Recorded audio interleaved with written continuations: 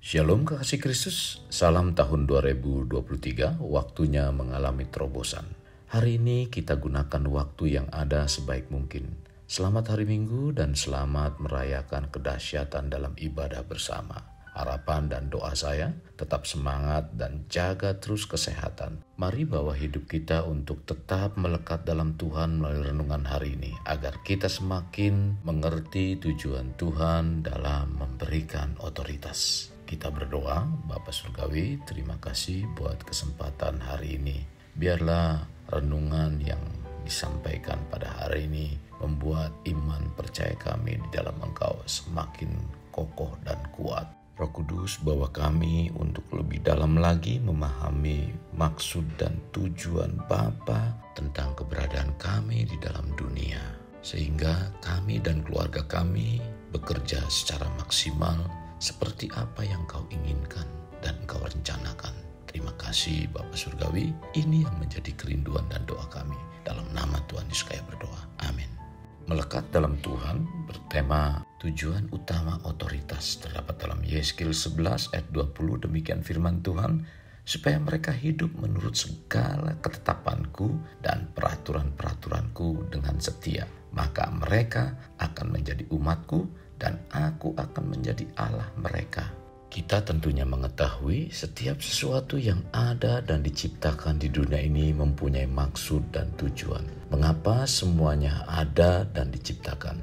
Tujuan Tuhan menciptakan dan menempatkan kita di bumi lalu memberikan otoritas. Karena di balik semua itu ada tujuan utama yang Tuhan inginkan terhadap manusia dalam menyelesaikan rencananya di bumi. Rencana Tuhan seperti apa yang kita dengar dan ketahui terhadap hidup kita?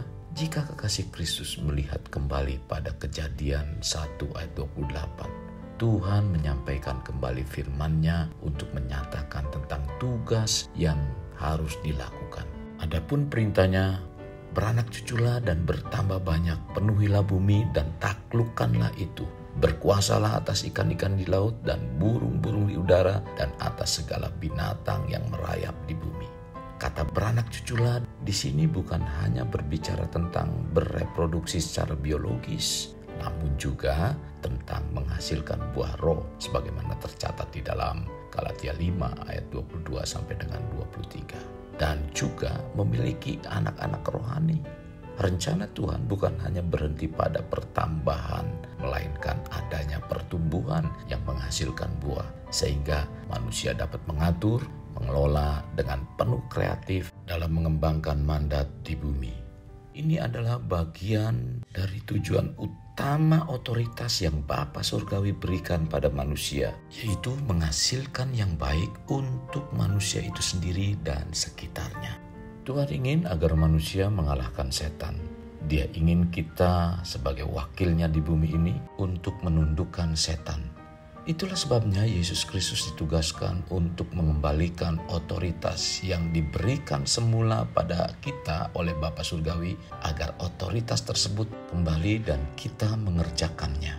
Bapa Surgawi ingin agar kita menghancurkan pekerjaan iblis, menghancurkan kemiskinan, melepaskan kukuk penindasan, dan mengangkat kebodohan dan kurang iman. Tuhan berkehendak agar kita menjadi berkat bagi banyak orang dan membebaskan mereka dari kuasa jahat yang telah membelenggu dan menghancurkan hidup mereka. Setelah kita berfungsi dan menggunakan otoritas, kita diminta untuk menolong dan membebaskan sesama manusia. Tuhan menginginkan agar kita menggunakan otoritas yang telah Ia berikan untuk berkuasa atas bumi. Tuhan menginginkan ketika otoritas diberikan, kita sebagai putra-putrinya dapat mengelola dunia. Tuhan juga menginginkan ketika otoritas diberikan, kita dapat menyatakan dan memproklamirkan kemuliaannya di dunia.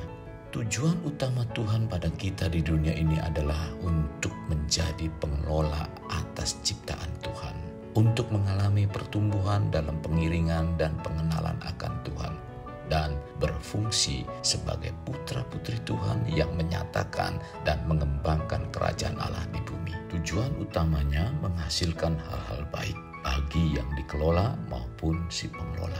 Allah memberikan kekuasaan pada manusia untuk menaklukkan bumi dan semua binatang yang ada di dalamnya dengan tujuan untuk menguasai semuanya agar manusia dapat mengembangkan kerajaan Allah di bumi.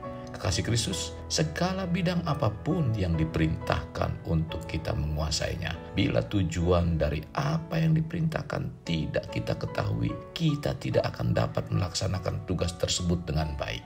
Tanpa mengerti terlebih dahulu apa tujuan yang diperintahkan kepada kita untuk menguasainya, maka kita akan mudah dibodohi dan mengalami kegagalan.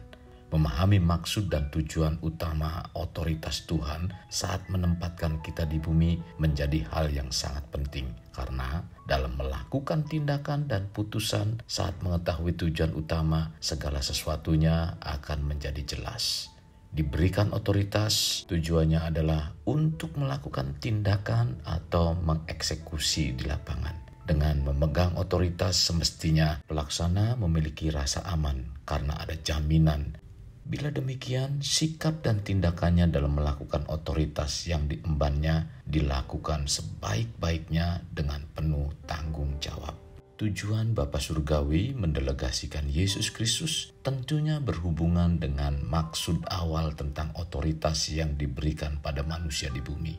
Berbicara otoritas yang diberikan Bapa Surgawi, apabila kita menggali lebih dalam, sesungguhnya ada bagian yang terlihat di mana hal tersebut merupakan sesuatu yang tidak dapat dipisahkan, melekat atau menyatu, dan itu semua dirancang untuk manusia. Coba kita renungkan. Tuhan menciptakan bumi untuk kita, di mana firman-Nya mengatakan berkuasalah atas seluruh bumi. Dan Yesus dengan memberi contoh, lalu mempertegas tentang tugas yang harus kita lakukan, yaitu mengembangkan kerajaan Allah.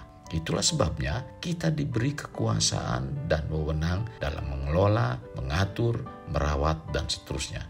Jadi tujuan utama otoritas yang Bapa Surgawi berikan pada kita agar kita mengambil alih dan memfungsikan kembali otoritas semula, yaitu mengembangkan kerajaan Allah di bumi melalui kita sebagai eksekutor di lapangan dan Bapa Surgawi sebagai penjamin karena kita adalah mitra atau kawan sekerja Bapa Surgawi. Tercatat dalam 1 Korintus 3 ayat 9. Kasih Kristus, mari kita alami terobosan hidup. Untuk mengalaminya, mulailah dengan mengenal prinsip-prinsip kerajaan Allah serta menjadi warga kerajaan. Kita berdoa.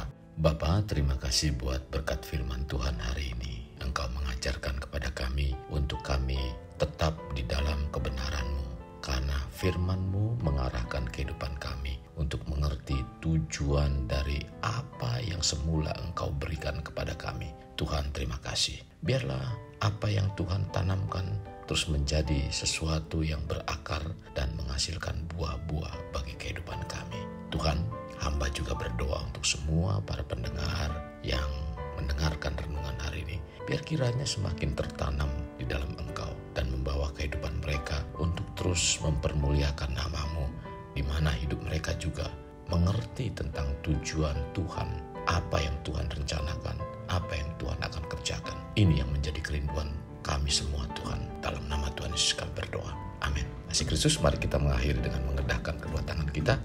Terimalah anugerah berkat dari Allah Bapa, kasih sayang daripada Yesus Kristus, dan persekutuan dengan Roh Kudus yang mencurahkan berkat secara rohani, berkat secara jasmani, dan berkat secara ekonomi, di mana berkat Abraham, berkat Ishak, berkat Yakub dicurahkan dan dilimpahkan dari saat sekarang sampai Maranatha tiba dalam nama Tuhan Yesus. Amin. Sampai jumpa di renungan berikutnya. Tuhan Yesus memberkati. Jangan lupa like, share, dan subscribe.